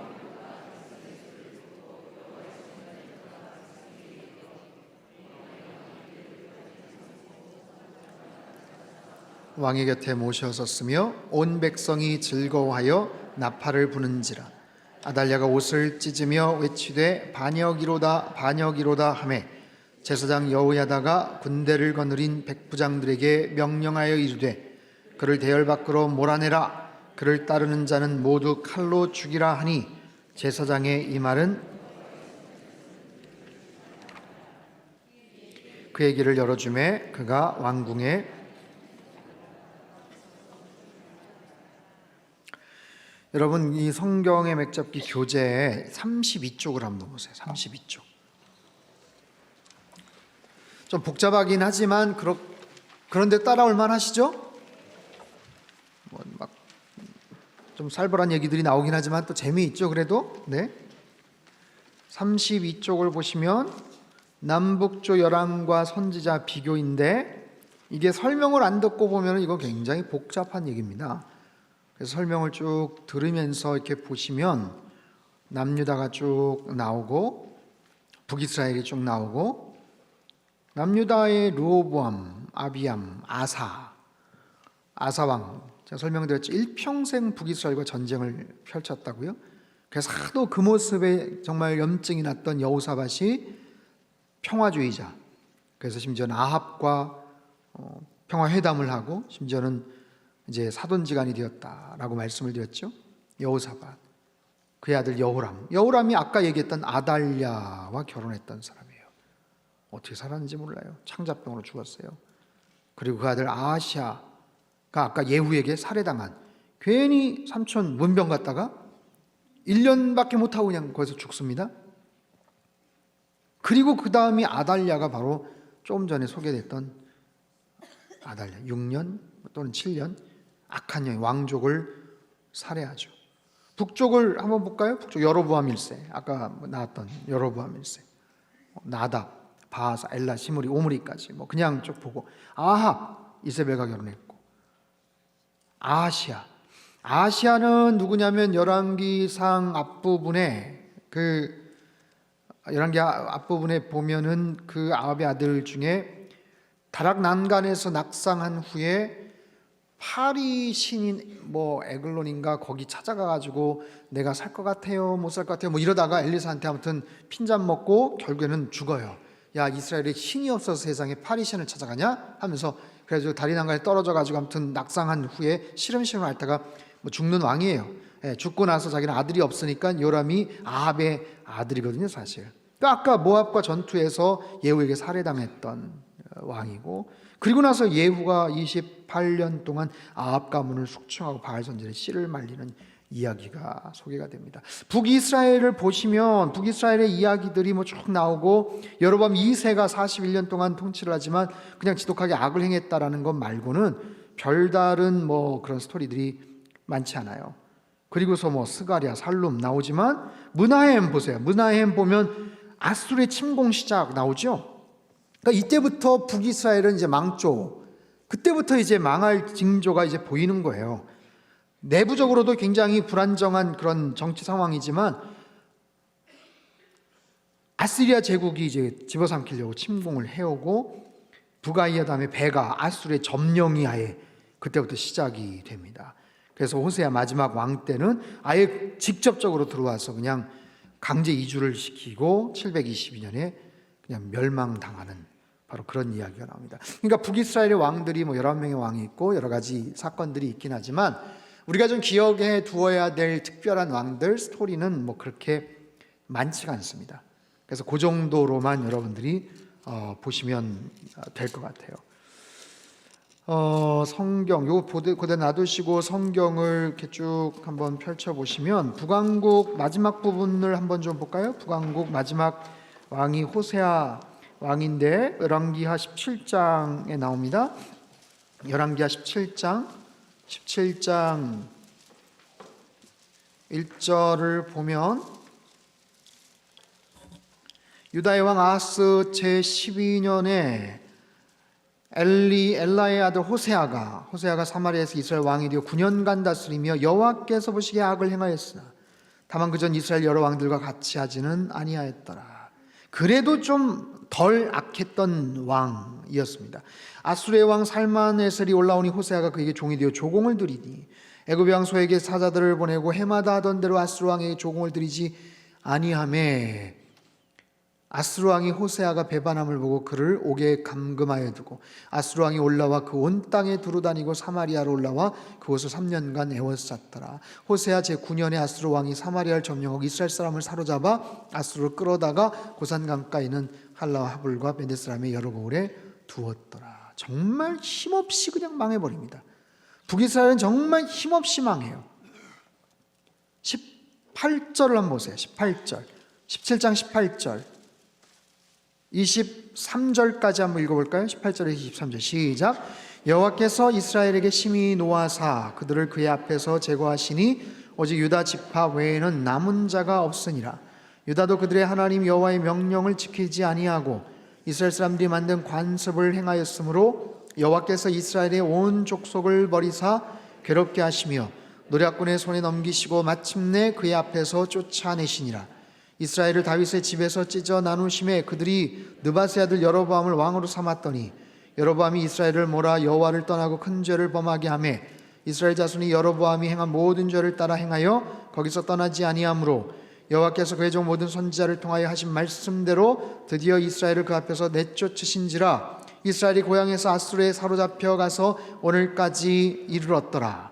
근데 여러분 보세요. 아수르가 북이스라엘만 집어삼킨 게 아니고 그 주변의 신흥 세력들, 다른 나라들, 거기를 다 같이 점령을 합니다. 이때는 아수르가 굉장히 힘이 막강했었던 때예요. 그래서 아수르만이 아니라 다른 지역까지 다 집어삼키고 나서 펼쳤던 정책이 뭐냐면 강제 이주 정책입니다.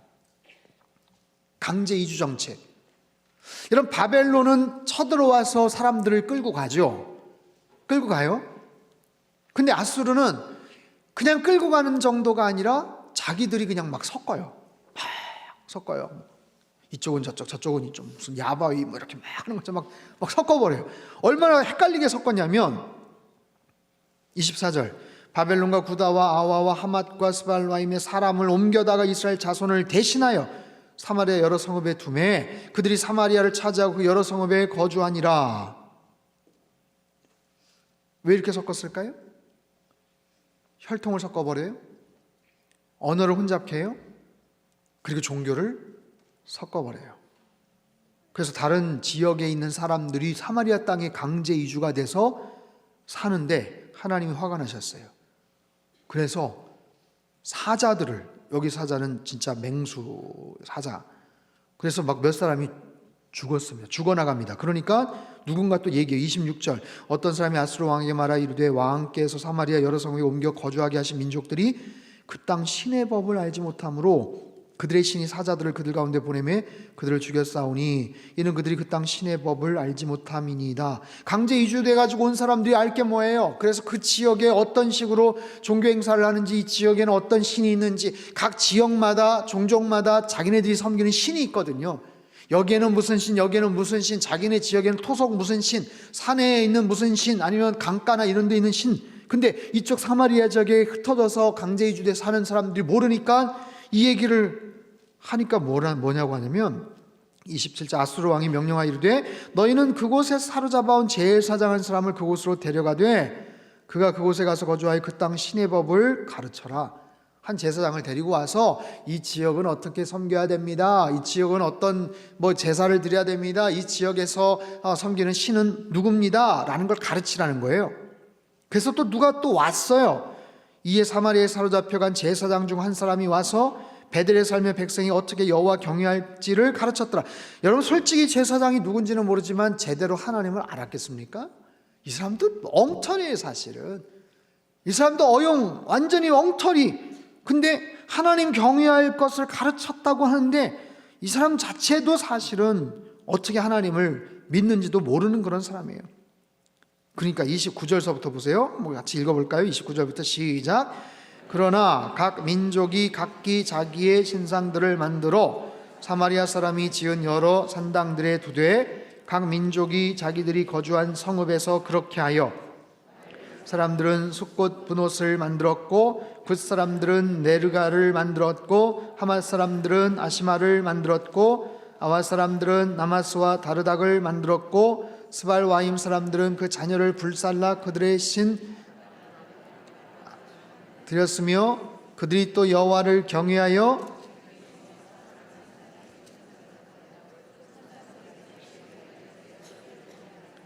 이와 같이 그들이 여호와도 경외하고 또한 어디서부터 옮겨왔든지 그 민족의 풍속대로 무슨 얘기인지 아시겠죠? 북이스라엘이 망하고 나서 그들이 어떻게 됐는지 아시겠죠? 사마리아 사람으로 이렇게 분류가 되고 애초부터 단과 베델의 우상 숭배를 하면서 시작이 되었던 북왕국 왕조가 그때까지도 사실은 수많은 선지자들을 통해서 불순종하고 죄를 졌지만 여기에서는 이제 완전히 이거는 근본도 없고 자기네들이 믿는 뭐도 없는 그냥 완전히 잡탕으로 그냥 돼버린 거예요. 여기서 갖고 온 신, 저쪽에서 섬기는 우상, 이것도 좋아 보이고 저것도 괜찮아 보이고 그렇게 섬겨버리는 거예요. 그러니 혈통도 다 섞여버렸죠. 종교도 완전히 섞여버렸죠. 그러다 보니 나중에 포로귀환해서 정착했던 남유다 오리지널 사람들, 그 사람들이 이 사람들과 상종하고 싶어 하지를 않았던 계기가 거기에 있습니다. 그래서 북이스라엘은 거기서 끝나버려요. 이렇게 해서 북왕국 이스라엘에 대한 이야기는 여기서 여러분들이 그냥 정리해 버리시면 괜찮습니다. 끝나는 거예요. 나라가 나눴잖아요. 북왕국, 남유다.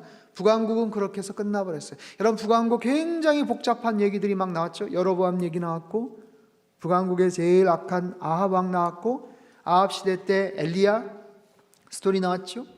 그리고 나서 거기에서 여호사밧과 사돈지간을 맺고 자기 아들 아하시아, 여호람 뭐 이렇게 있었는데, 갑자기 하나님께서 예후라는 사람을 들어 써서 예후를 통해서 완전히 그냥 박살이 나버리잖아요. 그 집안이 완전히 심판이 돼서 70명 아이까지 완전히 씨가 마르는 그런 상황이 되죠. 그 이후에 뭐 특별한 스토리들이 없어요. 그냥 계속 악한 짓만 그렇게 하다가 마지막 호세아 왕 때 그나마 다른 왕들보다는 그래도 비교적 좀 괜찮았다 싶었는데 어떻게 할 수가 없었어요. 아수르 왕이 와가지고 그냥 뭐 아무렇지도 않게 그냥 집어삼켜버립니다. 삼키고 나서 다 흩어버리고 그렇게 해서 북왕국은 그냥 끝장이 나버리는 거예요. 남은 게 이제 뭐예요? 남은 게 이제 남유다 얘기죠. 여러분, 요 교재 보세요. 호세아, 북이스라엘 망했죠? 망하는 그 지점에서 남유다를 한번 들여다보자고요. 남유다, 그때 누구예요? 히스기야. 13번째 왕 히스기야. 물론 그 위에도 다른 왕들이 있지만 히스기야, 므낫세, 요시야, 이 세 왕들을 좀 우리가 주목해야 되고, 여러분 한번 생각해 보십시오. 북이스라엘까지 아수르가 그렇게 집어삼켰는데 남유다라고 뭐 별거 있겠습니까? 그냥 공격해서 들어와 버리면 되는 거 아니에요? 그러니까 이 시점에 남유다에 관련된 스토리를 보면 히스기야도 사실은 굉장히 위험한 그런 상황이에요. 그렇잖아요. 북왕국이 맥없이 그렇게 그냥 무너져 버렸는데 남유다도 그냥 밀고 들어와 버리면 끝장이 날 수 있었는데, 그래도 계속해서 지켜질 수 있었던 것은 히스기야 왕이 하나님 앞에서 신실했던 것이고, 그의 영적인 파트너였던 누구 선지자? 이사야 선지자. 이사야 선지자가 같이 활동을 하면서 그 엄청난 그런 상황들을 막아냅니다. 그리고 실제로 나중에 살펴보겠지만 하루아침에 18만 5천 명이 한꺼번에 그냥 아수르의 군대가 죽어나가는 그런 사건도 있고요. 그 당시 이사야 선지자와 미가 선지자가 같이 활동을 해요. 여러분, 이 표를 보시면 지금 뭐 하나 잘못된 게 있어요. 이사야, 미가 찾았나요? 위에 스가랴가 있죠. 이 스가랴는 사실은 우리가 알고 있는 그 뒤쪽에 있는 스가랴가 아닙니다. 아까 학개와 스가랴 기억하시죠? 학개, 스가랴, 저 뒤쪽에 있는 사람이에요. 그래서 이 스가랴를 그렇게 오해를 하시면 안 됩니다. 다른 선지자인데 그렇게 잘못 혹시 오해를 하시면 안 되니까 그렇게 기억을 해두시면 좋습니다. 히스기야 왕 때 굉장히 어려운 그런 문제들이 많이 펼쳐지는데, 그 얘기는 제가 내일 하고요. 다른 것보다 역대상과 역대하의 얘기만 잠깐 좀 정리를 하고 매듭을 짓도록 하겠습니다. 여러분 보십시오. 역대상과 역대하는 왜 기록이 되어 있을까? 역사서가 열왕기, 사무엘상하, 열왕기상하만 가지고도 사실 충분합니다. 왜냐하면 다 다뤘어요. 열왕기하 뒷부분에 가면 이제 남유다까지 망하는 얘기가 나오거든요. 그죠? 28쪽 한번 펴놓고 들으시겠습니까? 불안하시면 네, 잠깐만 이쪽으로 28페이지를 한번 보세요. 역대상 이야기. 사무엘 상하가 어떻게 구성이 되어 있는지 기억하실 수 있고, 열왕기상, 열왕기하 이제 뒷부분 이제 히스기야와 요시야와 이제 남유다 멸망하는 것만 다루면은 이제 열왕기하까지 끝나는데, 역대상하는 뭔가, 이게 왜 갑자기 또 나타나는가 싶은데, 교재를 한번 보시면 역대상하는 원래 한 권으로 구성이 되어 있습니다. 그리고 쓰여진 기록은 말라기 시대 거의 굉장히 뒷부분에 기록이 되었을 거예요. 이미 포로 끌려갔다가 포로 귀환했을 때 이미 그 경험을 다 한 사람에 의해서 기록이 됐어요. 포로 끌려갔어요. 포로 귀환까지 했어요. 포로 귀환한 이스라엘 백성들이 성전을 짓습니다. 성벽도 완공합니다. 근데 그런 상황 속에서 역대상과 역대하를 기록을 해야 되는 것은 뭐냐면, 북이스라엘은 지금 끝장났고 새로 와서 자기네들 회복된 이스라엘에 대한 새로운 비전들을 가지고 계속해서 뭔가를 펼쳐나가야 되는데 사람들이 많이 의기소침합니다. 자책감도 있고 환경 상황도 너무 열악하고, 그래서 굉장히 힘들고 어려운 그런 상황 속에서 이스라엘 역사를 다시 기록해야 될 필요성을 느껴요. 하나님께서 우리 민족을 어떻게 사랑하시는가, 하나님께서 이 상황 속에서도 어떻게 끌려갔지만 다시 귀환해서 성전까지 짓게 하시는가, 그런 부분들에 대한 소망을 갖고 역사를 다시 기록을 합니다. 우리들은 누군가? 그래서 족보 이야기가 엄청나게 길게 나옵니다. 1장부터 9장까지. 그리고 그 왕조에서 가장 중요한 왕이 누구예요? 다윗입니다. 사울 얘기는 아예 꺼내지도 않습니다. 그래서 역사를 기록하지만 새로운 관점으로 역사를 써나가는 거예요.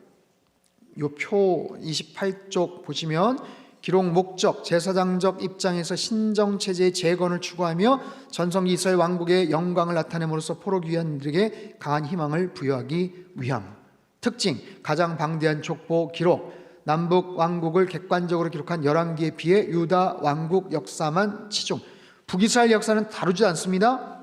제사장적 관점에서 역사를 기술, 성전 건축 과정이 상세하게 기록됨, 유다의 부패상 가운데 신앙의 명맥과 개혁운동 등 긍정적인 면을 부각시킴. 그래서 다윗에 대한 이야기를 다루는 데 있어서도 부정적인 스토리는 다 삭제를 합니다.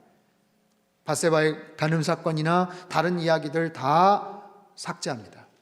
인구조사했던 잘못된 행동, 그것도 사단이 마음을 격동시켜서 그랬다 하면서 굉장히 약간의 미화 작업들이 좀 있어요. 그래서 정말 객관적인 역사를 보려면 역대상하보다는 열왕기상하가 더 사실은 객관적이에요. 역대상하는 의도를 갖고서 좀 기록된 그런 부분들이 있어요. 우리가 누구냐? 우리들은 하나님의 선택된 백성들이다 하면서 그 역사 족보에 대한 이야기를 쭉 다루고요, 다윗의 이야기를 다루고요, 다윗이 어떻게 언약궤를 안치를 했고 어떻게 가는 곳마다 승리를 했고 가장 중요한 거 성전 건축을 위해서 어떻게 봉사를 준비를 했고, 이런 것들이 쭉 소개가 됩니다. 그 역대상의 주된 얘기예요. 그래서 역대상 마지막은 그냥 다윗 왕의 마지막 얘기로 나와요. 역대상 거창하게 뭐 역사에 대한 얘기이지만 사실은 다윗 왕 이야기에 대한 용비어천과 같은 다윗 왕을 굉장히 높여준 어떤 그런 얘기예요. 그리고 역대하도 솔로몬서부터 남유다 멸망까지, 아까 말씀드렸죠, 북이스라엘 얘기는 다루지 않는다고요. 그리고 철저하게 여러 가지 이야기들을 다루지만 하나님의 관점에서 정말 꼭 필요한 부분들만 중심으로 다룹니다. 그래서 부정적인 얘기들도 좀 빼고 다른 여러 가지 상황들을 설명을 하는데, 그럼에도 불구하고 하나님을 신뢰할 때 그들이 어떤 삶을 살았는지에 대한 굉장히 용기를 주는 그런 메시지들이 많아요. 역대하를 한번 펴보시겠어요? 역대하 7장 성경 몇 구절 같이 읽고 우리가 마무리하려고 하는데, 역대하 사실 그렇게 많이 찾지 않는 내용이지만 굉장히 중요한 내용이 나와 있습니다. 역대하 7장 14절, 15절, 16절.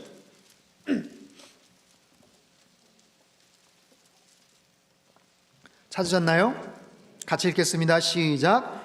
내 이름으로 일컫는 내 백성이 그들의 악한 길에서 떠나 스스로 낮추고 기도하여 내 얼굴을 찾으면 내가 하늘에서 듣고 그들의 죄를 사하고 그들의 땅을 고칠지라. 이제 이곳에서 하는 기도에 내가 눈을 들고 귀를 기울이니 이는 내가 이미 이 성전을 택하고 거룩하게 하여 내 이름을 여기에 영원히 있게 하였음이라. 내 눈과 내 마음이. 아멘. 굉장히 중요한 말씀입니다. 성전을 짓고 나서 하나님께서 하셨던 축복의 말씀. 14장 보세요. 14장 11절. 14장 11절의 말씀. 남유다의 아사왕 열왕기에서는 그렇게 긍정적인 부분들이 많지는 않지만 굉장히 긍정적인 측면들을 부각을 시켜서 이야기합니다. 14장 11절 같이 읽겠습니다. 시작. 아사가 그의 하나님 여호와께 부르짖어 이르되 여호와여, 힘이 강한 자와 약한 자 사이에는 주밖에 도와줄 이가 없사오니 우리 하나님 여호와여, 우리를 도우소서. 우리가 주를 의지하오며 주의 이름을 의탁하옵고 이 많은 무리를 치러 왔나이다. 여호와여, 주는 우리 하나님이시오니 원하건대 사람이. 아멘. 20장 보세요. 20장 여호사밧에 대한 이야기입니다. 여호사밧이 연합군에 사로잡혀서 어찌할 바 몰라 할 때 20장 12절 말씀, 아주 중요한 말씀을 그가 하죠. 11절서부터 12절 같이 읽겠습니다. 시작. 이제 그들이 우리에게 갚는 것을 보옵소서. 그들이 와서 주께서 우리에게 주신 주의 기업에서 우리를 쫓아내고자 하나이다. 우리 하나님이여, 그들을 징벌하지 아니하시나이까? 우리를 치러 오는 이 큰 무리를 우리가 대적할 능력이 없고 어떻게 할 줄도 알지 못하옵고 오직 주만. 아멘. 잘 알고 있는 말씀. 26장 마지막 26장 우시아에 대한 이야기입니다. 52년 동안 다스렸던 우시아가 하나님 앞에서 처음에 굉장히 신실하고 좋은 그런 삶이었어요. 4절 5절 같이 읽겠습니다. 26장 4절 5절 시작. 우시아가 그의 아버지 아마샤의 모든 행위대로 여호와 보시기에 정직하게 행하며 하나님의 묵시를 스가랴가 사는 날에 하나님을 찾았고 그가 여호와를 찾을 동안에는 하나님이 형통하게 하셨더라. 하나님께서 형통하게 하셨더라. 7절 하나님이 그를 도우사. 8절 우시아에게 조공을 바치게 하심에 우시아가 매우 강성하여 이름이 애굽 변방까지 퍼졌더라. 하나님께서 그를 도와주시니 그의 이름이 펼쳐지더라는 거예요. 하나님께서 도와주실 때 의지하는 그들을 하나님께서 이름을 널리 널리 알리셔요. 애굽 변방까지 퍼졌어요. 15절을 보세요. 예루살렘에 재주 있는 사람들에게 무기를 고안하게 하여 망대와 성곽 위에 두어 화살과 큰 돌을 쏘아 던지게 하였으니, 거기서부터 시작. 그의 이름이 기이한 도우심을 얻어 강성하여 짐이었더라. 그의 이름이 왜 널리 퍼졌다고요? 기이한 도우심을 얻었다. 하나님을 의지하고 하나님께 기도했더니 하나님께서 놀라운 도우심을 얻었다라는 거예요. 하나님께서 그들을 도와주시는데 강성해질 때까지 하나님께서 도와주시더라라는 거예요. 여러분, 이게 NIV 영어 성경에는요, He was greatly helped until he was strong. 그가 스트롱해질 때까지 하나님께서 엄청나게 도와주셨더라라는 거예요. 하나님 앞에 작정하여 매달리고 기도하는 자들을 하나님께서 그렇게 도와주시고 그의 이름과 명성을 널리 널리 펼쳐주시는 줄로 믿습니다. 그러나 곧바로 그가 강성하여질 때 그의 마음이 교만하여 악을 행했다 라고 나오잖아요. 자, 정리하죠. 여러분, 성경은 굉장히 어떻게 보면 심플해요. 신명기에 나와 있는 말씀처럼 하나님 말씀대로 순종할 때 하나님이 그들을 어떻게 복을 주시는가. 그러나 그 마음이 교만해지고 높아지고 떠나면 그들의 삶이 어떻게 펼쳐지는가 라는 것을 우리에게 가르쳐 주십니다. 수없이 많은 전쟁이 나오고 수없이 많은 사건들이 나오지만 그들이 왜 승리하나, 그들이 왜 패망하나, 그들이 왜 성공하나, 그들이 왜 실패하나, 이 모든 것이 결국에는 하나님 말씀에 달려있음을 우리에게 가르쳐 주셔요. 이런 말씀의 사람으로 승리하시기를 축복합니다. 그냥 재미있는 좋은 이야기, 야 그래도 내가 직분이 뭔데 성경 그래도 좀 알아야지, 여러분 그게 아니라 이 말씀이 나의 눈으로, 나의 지성, 나의 감성, 나의 마음, 그리고 나의 신비에 완전히 새겨질 수 있도록 이 말씀을 통해서 얻어진 귀한 영적인 교훈들을 마음속에 잘 새기시고 말씀 따라 승리하며 살아가는 우리 모든 상당의 식구들 되시기를 축복합니다. 한번 기도하겠습니다. 살아계신 하나님 아버지, 이스라엘의 역사, 복잡한 많은 이야기들, 또 많은 사람들의 사건들, 전쟁들, 이것을 통해서 우리에게 가르쳐 주시는 너무나도 분명한 영적인 교훈은 역사의 주권자가 하나님이시고 우리 인생의 주인이 하나님이시라는 사실입니다. 말씀 따라 순종하는 자들을 하나님이 어떻게 복을 주시고 우상 숭배하며 불순종하는 자들이 어떤 인생의 말로가 펼쳐지는지를 가르쳐 주셨습니다. 주님 말씀을 하나의 그냥 이야기거리로 스토리로 기억하고 그냥 마는 것이 아니라 정말 이 말씀을 내 신비에 새겨서 말씀 따라 순종하는 하나님의 거룩한 백성들 다 되도록 주님 인도하여 주시옵소서. 엘리야와 같이, 사르밧 과부와 같이 하나님 수없이 많은 하나님의 선지자들 그리고 의롭게 주님 앞에 반응을 했던 왕들처럼 우리도 그렇게 하나님 말씀 따라 순종하게 하여 주시옵소서. 오시아 왕이 하나님 앞에 순종하며 하나님 앞에 겸손한 모습으로 예배 나갈 때 하나님께서 그의 국가와 그의 삶을 강성해지도록 기이한 도우심으로 보호해 주시고 지켜주셨다고 하셨습니다. 그의 이름이 애굽의 변방에까지 이를 수 있도록 하나님께서 그렇게 해주셨다고 말씀하십니다.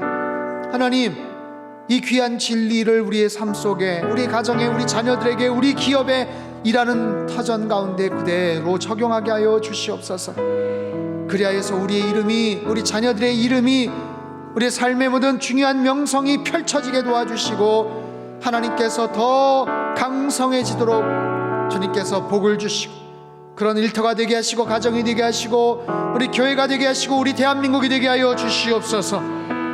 이 말씀 따라 순종하며 살게 하시고 성경의 맥잡기 기간 내내 우리에게 주시는 영적인 도전과 그 음성에 귀를 기울이며 말씀 따라 순종하는 하나님의 사람들 되게 하시고 우리 상담교회 되게 축복하여 주시옵소서. 이제는 우리 주 예수 그리스도의 크신 은혜와 하나님 아버지의 극진하신 사랑하심과 성령님의 교통하심의 역사가 주신 말씀 마음속에 새기고 언제나 말씀 따라 순종하며 하나님을 예배하는 복된 인생 되어 살아가기를 소망하는 이 자리에 모인 모든 사랑하는 주의 백성들, 그들의 가정과 일터와 건강과 자녀들의 앞길 위에와 우리 상당교회와 이 나라 민족 흩어진 모든 열방 위에 이제로부터 영원토록 함께 하시기를 간절히 축원하옵나이다.